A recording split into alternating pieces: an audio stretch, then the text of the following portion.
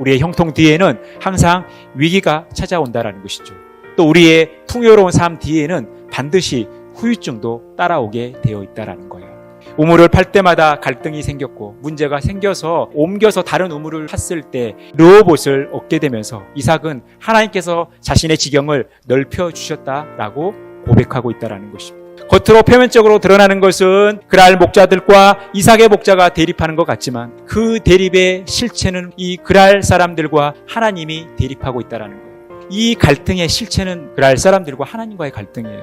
그래서 그가 선택한 것은 양보죠. 이삭이 지금 넓은 마음을 가졌기 때문에 그는 손해를 감수하고 양보할 수 있었던 거예요. 지금 하나님께서 이삭의 마음을 넓혀 주셨기 때문에 그 넓은 마음을 가지고 양보할 수 있었고 결국 좋은 우물을 차지하게 되었다라는 거예요.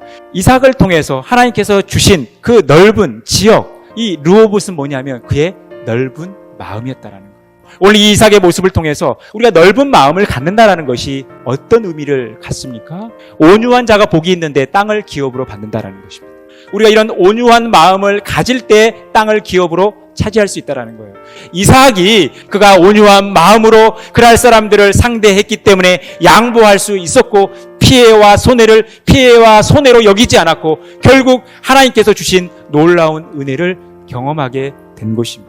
온유한 마음을 갖기 위해서는 우리의 마음이 예수님의 마음이 되어야 된다는 것입니다. 우리가 예수님의 마음을 가졌을 때 우리 안에 진짜 평안이 찾아오는 거예요. 우리 안에는 욕심이 사라지는 거예요. 우리가 모든 것으로부터 자유로워질 수 있다는 것입니다. 우리가 예수 그리스도의 마음을 품어야지 우리의 갈등이 풀릴 수 있다는 것입니다.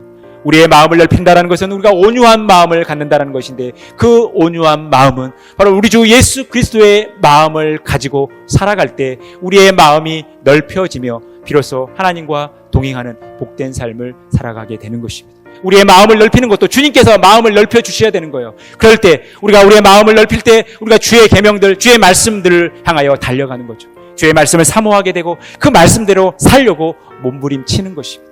우리의 소통의 뿌리는 우리의 입술에 있는 것이 아니에요. 우리의 마음에 있다라는 거예요. 우리가 아무리 이야기를 하더라도 우리의 마음이 닫혀 있으면 소통이 안 된다라는 거예요. 우리의 마음이 닫혀 있으면 절대 공동체를 온전히 세워갈 수 없다라는 거예요. 그래서 마음을 넓히라는 거예요. 우리가 마음을 넓혀야 다른 사람을 이해하게 되는 것이죠. 우리가 마음을 넓혀야 다른 사람들을 배려할 수 있는 거예요.